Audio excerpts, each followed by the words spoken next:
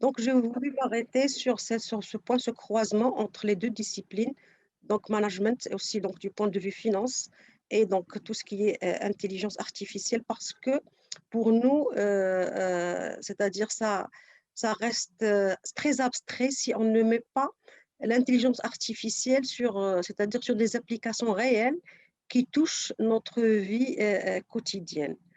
Et donc, c'est pour ça que c'est un livre qui m'a.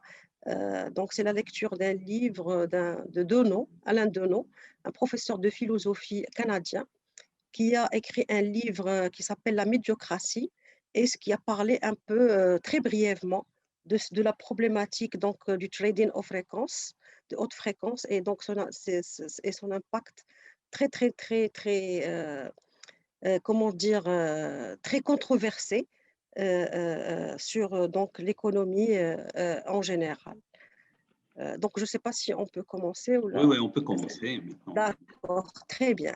Donc, dans cette optique, donc, j'ai pensé un peu dans le cadre d'une intelligence collective de faire ce webinaire sur le rôle de l'intelligence artificielle dans le paysage spéculatif. Donc, lorsqu'on parle de le paysage spéculatif, c'est un peu le monde nébuleux du trading.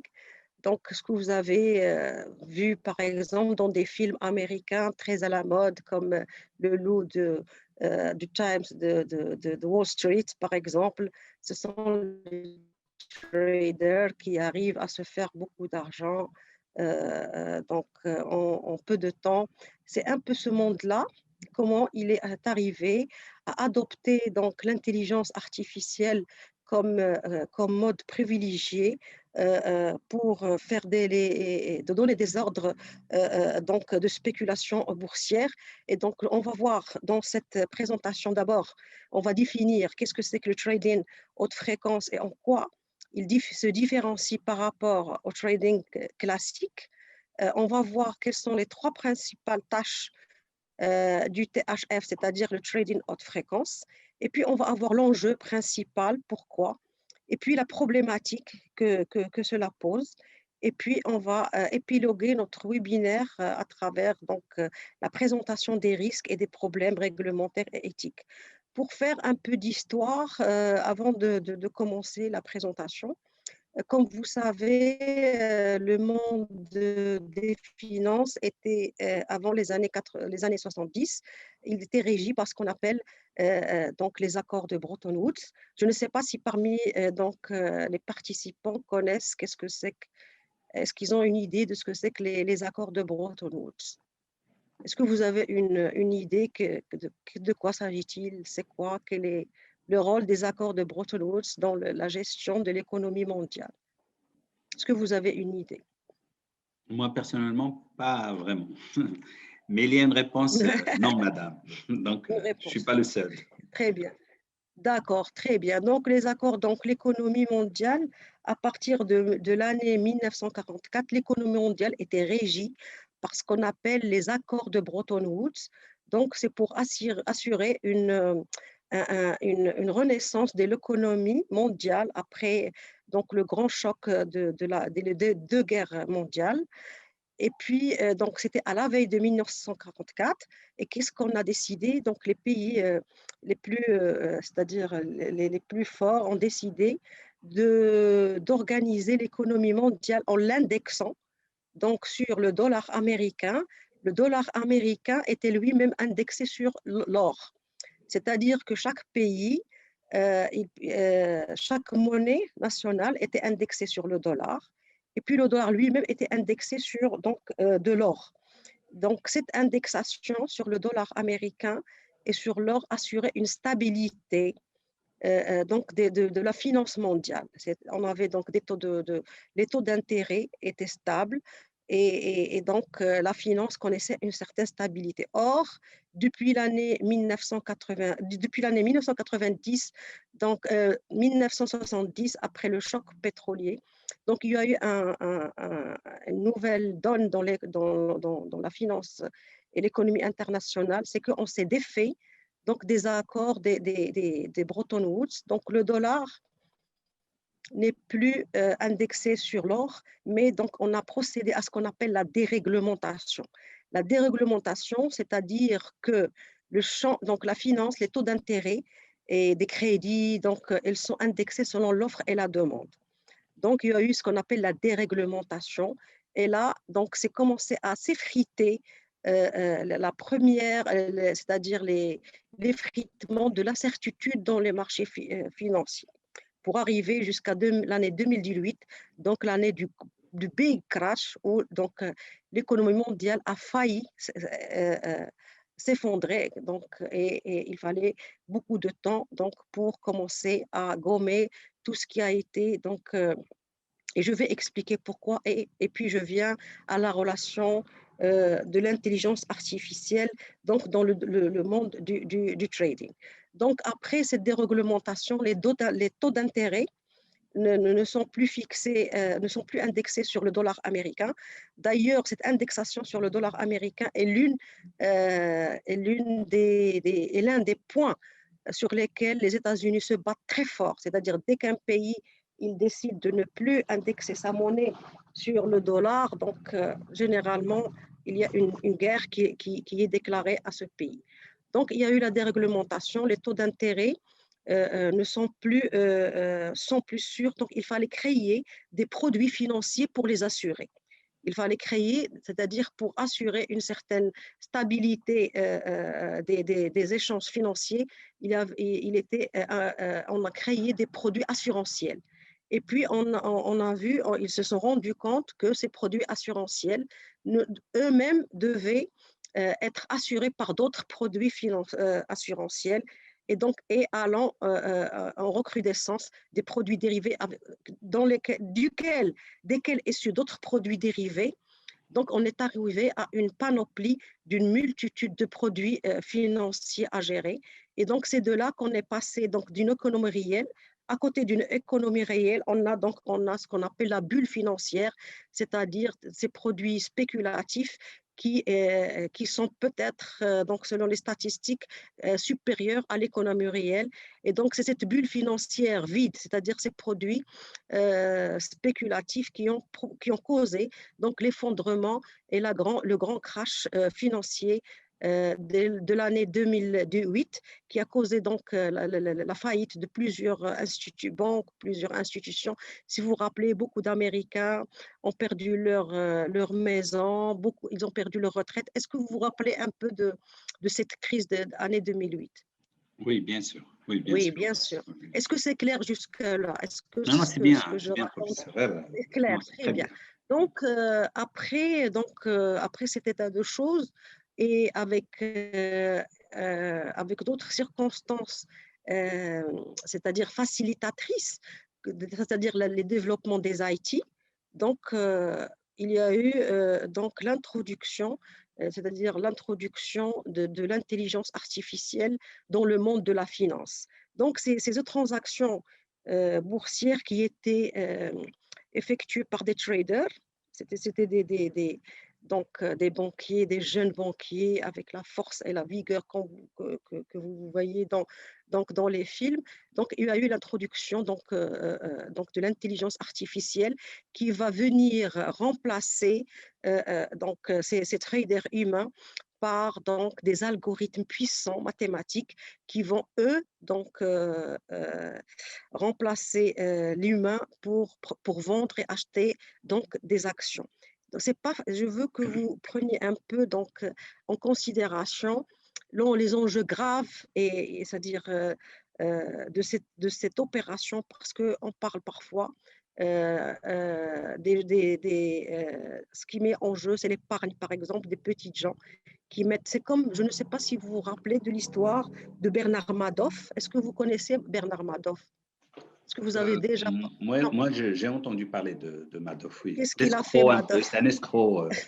Mais qu'est-ce qu'il a fait? Il a fait ce qu'on appelle, il a utilisé le système Ponzi. Qu'est-ce que c'est que le système Ponzi? C'est-à-dire, je te propose, donc je vous propose de me donner votre argent, une somme de votre argent, et je vous dis, je vais la fructifier dans un fonds de spéculation, ou bien je veux la placer quelque part et après une année ou bien après un certain temps contractuel, je vais vous donner donc le fruit de votre placement. Et donc, c'est ce qu'on appelle le système Ponzi. Comment je vous paye? Donc, en fait, je ne, en fait, je n'arrive pas. Donc, Madoff, qui a constitué un empire financier, il était richissime. Et donc, il vous paye par l'argent d'une nouvelle personne qui amène donc Oui, ces oui, d'accord. économies. Vous voyez ce Une que je veux dire? séquence, Exactement, une chaîne. une Et chaîne. donc, voilà. Ces placements étaient donc donnés à des traders pour les vendre les actions donc, sur la place boursière. Parfois, ce n'est pas uniquement les économies des petits gens qui ont travaillé leur vie, ou bien ce sont des pensions, des fonds de pension. Parfois même, donc, dans l'affaire Bernard Madoff, il y avait donc des personnes très influentes qui ont placé leur argent, qui ont perdu, comme un château de cartes. Et puis Bernard Madoff donc, a été emprisonné et puis il est décédé dans sa prison. Pour vous dire que donc il y a beaucoup d'opacité dans la gestion de ces fonds de spéculation, ou ce qu'on appelle les hedge funds. Donc, ce qui fait après donc la naissance d'une multitude de produits dérivés, il fallait donc introduire donc l'intelligence artificielle pour gérer donc ces placements boursiers. Donc aussi donc que parmi les inspirations qui m'a inspirée pour parler de ce sujet, il y a un livre qui s'appelle Six, c'est comme ça, c'est le 6, et donc il était écrit par un Américain, c'est un pseudonyme pardon, d'un nom qui s'appelle Irving Karp. Il a dit donc marché financier, le soulèvement des marchés. C'est un livre qui a été écrit par un trader et qui dénonce toutes les mal, les actions donc frauduleuses qui se passent dans les marchés boursiers. Donc, il a dit, ce Erwin Karp, que les marchés étaient désormais le lieu de tous les conflits et que le gagnant était celui qui possédait l'algorithme le plus efficace et le plus rapide. Donc maintenant, on ne compte plus sur le trader pour passer les actions, les transactions, vendre et acheter en bourse, mais ce sont désormais l'algorithme. Et là, donc, j'attaque donc mon sujet sur euh, donc l'intelligence artificielle sur le marché boursier. Pardon. Donc, en introduction, donc l'intelligence artificielle est apparue depuis déjà plus de 10 ans en finance de marché avec le développement des algorithmes d'investissement quantitatif. Ces méthodes d'investissement capables de gérer des ordres d'achat et de vente de manière automatisée, donc les manières d'achat, donc l'achat et la vente des actions, donc se sont automatisées.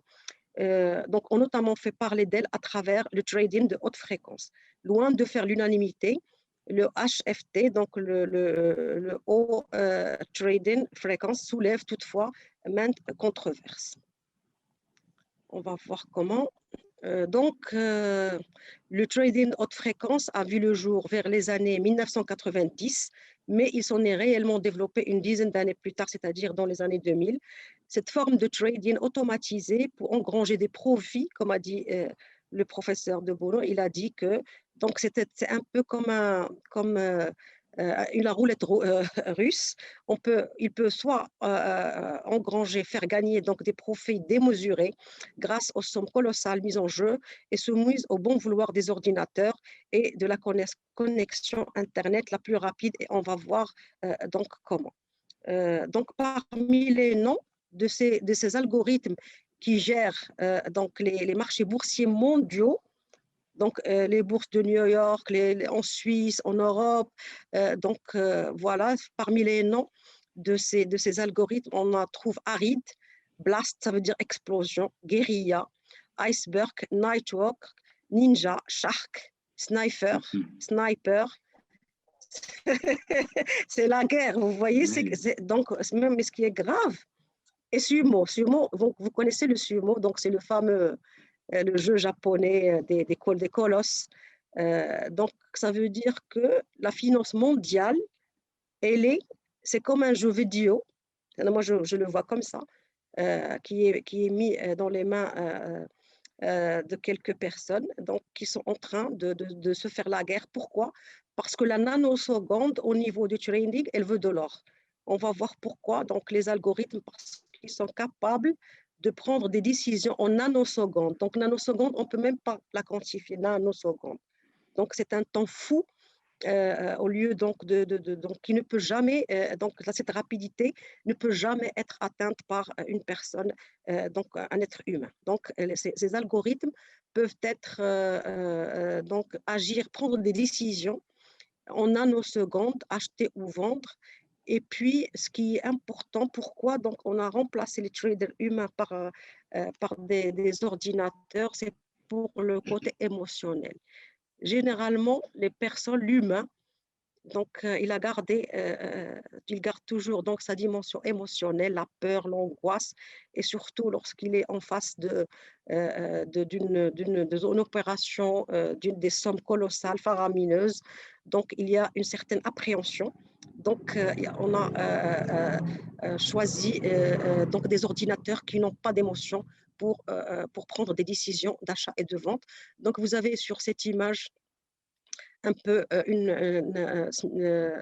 la- la- euh, la place d'action du trading de haute fréquence. Généralement, ce sont de grandes machines comme ça qui font ces opérations. Donc, le trading à haute fréquence représenterait en 2018 déjà plus de 80% des transactions mondiales.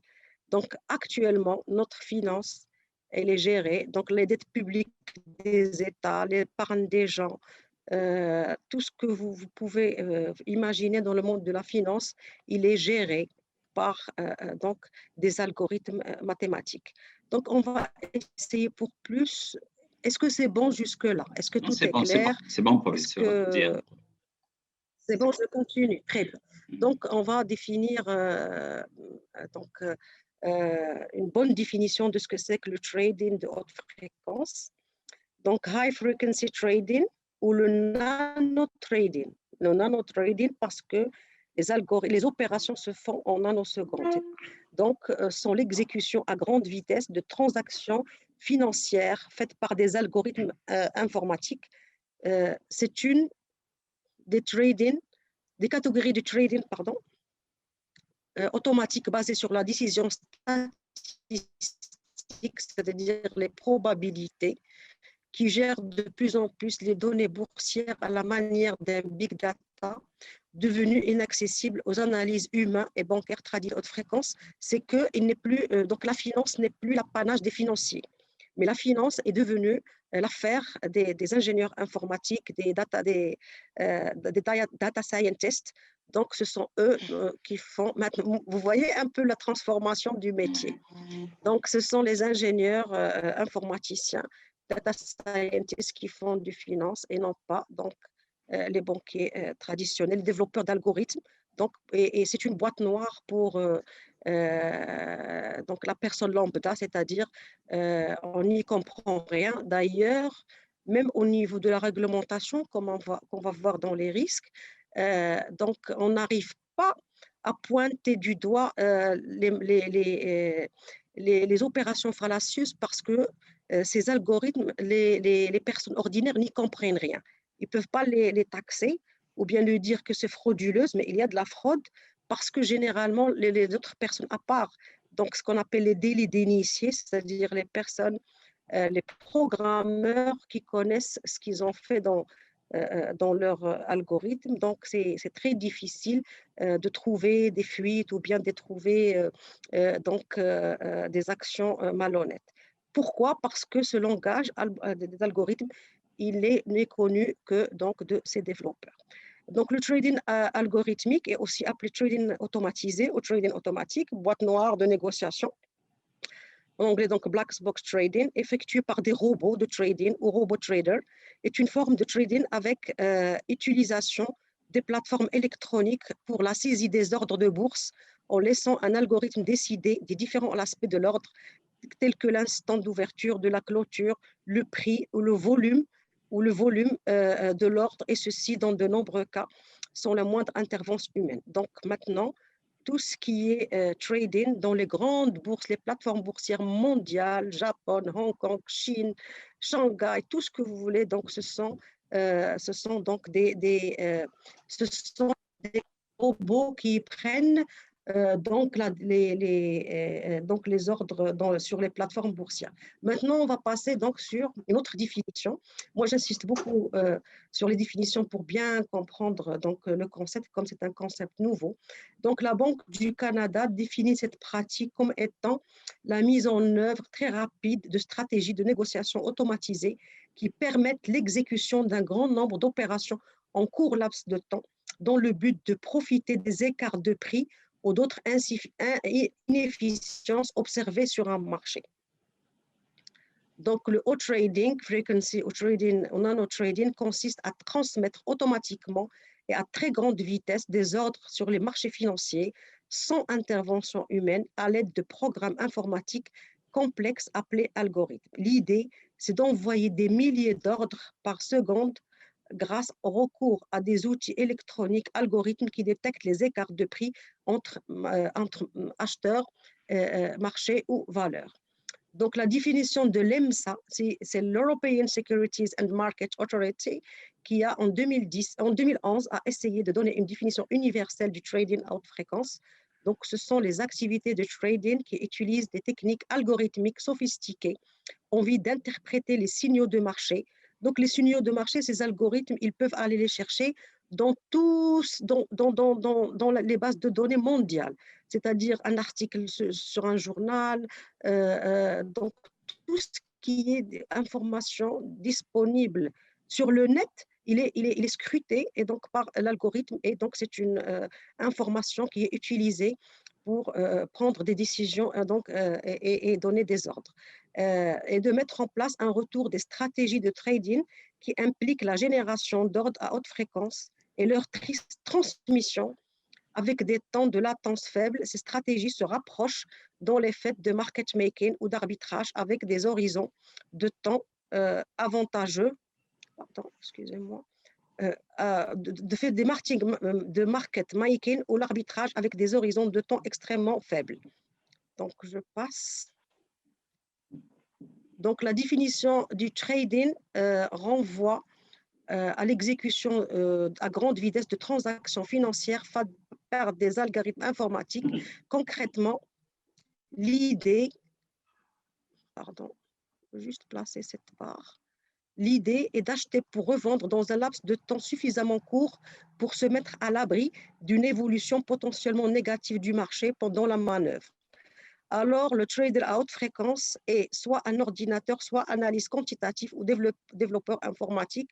Donc, c'est comme j'ai expliqué que maintenant, la finance, ce n'est plus donc le travail des banquiers, mais c'est des ingénieurs, c'est les développeurs, des robots traders, des titres avec des robots traders, des titres avec une rapidité de l'ordre d'un demi-millionième de seconde, soit 1 million de fois plus vite qu'un être humain.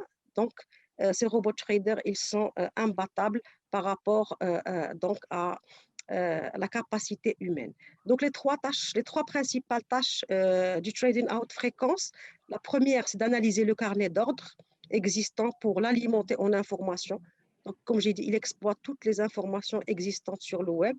La seconde tâche a pour rôle de servir des ordres d'un faible volume de titres qui arrivent dans le carnet pour profiter de l'écart entre l'offre et la demande.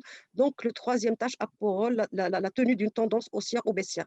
Le plus important, ce qui est à retenir, c'est qu'il cherche de gagner le temps. Et c'est pour cette raison que parfois, donc, ces plateformes sont placées à côté. Donc, ce sont des sociétés. Donc, lorsque je parle de robot trading, ce sont des sociétés ou bien des cabinets qui font ce rôle. Ils se placent généralement dans des quartiers très proches des ordinateurs centraux, des banques ou bien des places boursières pour gagner donc, cette nanoseconde. Donc, l'enjeu est de taille, l'enjeu de ces types d'investissements est de traiter des sommes importantes en un temps record afin d'optimiser les gains. Et donc, comme j'ai expliqué, c'est de bannir donc, le frémissement qui est qui vient donc de l'émotion humaine. La problématique que pose le trading à haute fréquence, c'est que c'est considéré comme une finance à très haut risque. Comme j'ai expliqué, donc, il est la cause de plusieurs crashs qui arrivent de temps en temps. Donc, le plus grand était de 2008, mais donc ce n'est que la grande goutte qui a émergé. Mais généralement, même si on ne le sait pas, mais il y a intervalement plusieurs crashs financiers qui se passent donc, suite à donc, cette pratique qui donc, peut amener donc la faillite de plusieurs, c'est-à-dire personnes, ou bien la faillite de certaines donc, sociétés. Donc c'est ça, c'est ce qu'on appelle des crashs. Les crashs, c'est lorsque on place des sommes d'argent et puis il y a une chute inexpliquée dans les cours boursiers et donc qui génère des pertes colossales. Donc la réponse ne peut pas être tranchée de façon claire. Donc c'est-à-dire la problématique, est-ce que le HFT est une bonne chose ou une mauvaise chose? D'une manière très très simpliste, la réponse ne peut pas être tranchée et ce n'est pas très simple de dire donc de façon claire. Pourquoi? Parce que c'est un outil des marchés financiers qui apporte de la liquidité. Donc, il a des avantages, il apporte de la liquidité, de la transparence, mais les algorithmes ne sont pas transparents et donc dangereux. Comme tout outil, il peut être détourné pour se livrer à des opérations donc illicites. Et donc, je vous ai parlé des délits d'initiés parfois, comme ce sont des sociétés qui utilisent ces robots traders, ils font des programmations, c'est-à-dire illicites, pour assurer plus de gains au profit de leurs clients. Donc, les avantages qui sont cités pour cette technique, selon les partisans du THF, il apporte davantage de liquidité au marché, contribuant ainsi à améliorer son degré d'efficience bénéfique à l'ensemble des investisseurs, et donc la réduction des coûts de transaction, puisque des traders, ils gagnaient des millions de dollars actuellement. Donc, ce sont des robots qui font donc cette action. Donc, les premiers risques associés à ce type de défaillance concernent le mode opératoire des intelligences artificielles. Et donc, c'est là où donc, il y a donc c'est là où il y a une convergence entre donc les sujets de webinaire. Et donc, c'est un peu de parler de l'intelligence artificielle. Donc, en effet, en plus d'être sujet à des erreurs de programmation, donc ces nouveaux acteurs de la finance sont des algorithmes génétiques qui visent à l'acceptabilité plutôt que l'optimalité. Ils évoluent en fonction de leur expérience et s'adaptent à leur milieu au-delà des limites initiales de leur programme. Mais donc, ce qu'il faut retenir parmi les risques, c'est les risques d'erreur qui sont engendrés par des intelligences artificielles. Et je ne sais pas, vous les spécialistes, est-ce que vous pouvez me confirmer que l'intelligence artificielle n'est pas très, c'est-à-dire ne peut être plus intelligente parce que c'est-à-dire que l'être humain, je ne sais pas, c'est à vous de me répondre, vous les spécialistes. Donc, il y a d'autres risques systémiques qui concernent les processus automatisés d'extraction et d'analyse d'informations. Donc, il y a ce qu'on appelle les erreurs de jugement qui sont faites par donc ces algorithmes. Donc, ce qui nous donne des marchés financiers beaucoup plus vulnérables. يعني بحال دابا demain, الله يحفظ, تقدر تلقى une banque qui a fait faillite, تلقى شي l'épargne même des gens, ils ont épargné donc حياتهم كلها, كتلقى ils ont placé l'argent dans un fonds, il s'est évaporé. Donc, ce sont des marchés donc très vulnérables. Ils sont aussi tributaires de beaucoup de choses, d'une infrastructure, par exemple l'électricité. Ils sont aussi sujets de ce qu'on appelle les cyberattaques, donc ce qu'on appelle la cybercriminalité. Aussi, donc, c'est dans l'optique, donc ce qu'on appelle la cybercriminalité. Ces serveurs, ils peuvent être attaqués. Donc, ces machines jouent donc en bourse l'épargne des petits gens, les dettes publiques des États, ce qui est grave, la valeur des monnaies, en affectant visiblement des cours à partir desquels des agences de notation attribuent ensuite des institutions présentes sur le marché de cruciales notes. Donc, en réalité, ces algorithmes ne sont d'aucun intérêt pour l'économie des gens. Ils contribuent toutefois à déterminer les cours financiers en se trompant mutuellement, en se couvrant, en déployant sur les marchés des manœuvres de diversion ou en raflant la mise quelques millisecondes avant qu'un algorithme rival n'officialise la prise. Donc voilà, je ne vais pas trop tarder.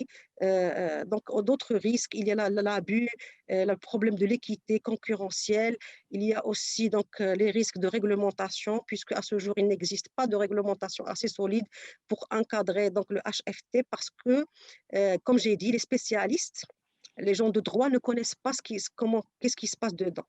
Ils ne comprennent pas, donc de ce fait, ils n'arrivent pas à encadrer par une réglementation. Donc en effet, les robots traders sont tellement sophistiqués que personne ne peut les comprendre, hormis les mathématiciens, physiciens, ingénieurs qui les programment. De ce fait, il devient virtuellement impossible pour les autorités de savoir si les pratiques frauduleuses y sont intégrées. Voilà, ici je termine ma présentation avec ce jeune loup de Wall Street. Donc, il s'appelle Navinder Sarao. Donc, il fait face à un maximum de 380 ans de prison pour avoir manipulé les cours lors du flash crash de 2010. Donc, il aurait réalisé un profit illégal de 40 millions de dollars sur le contrat à terme, sur un contrat à terme pour ne pas.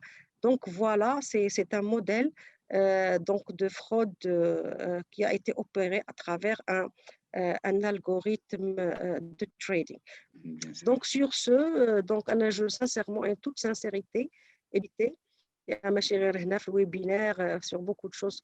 Vous êtes très généreux, vous tenez humble compte tenu a eu c'est-à-dire un apport un peu significatif pour nos chers étudiants et participants. Donc, je ne sais pas si vous avez les questions, c'est après, c'est la fin. نخليهم تاع الابخي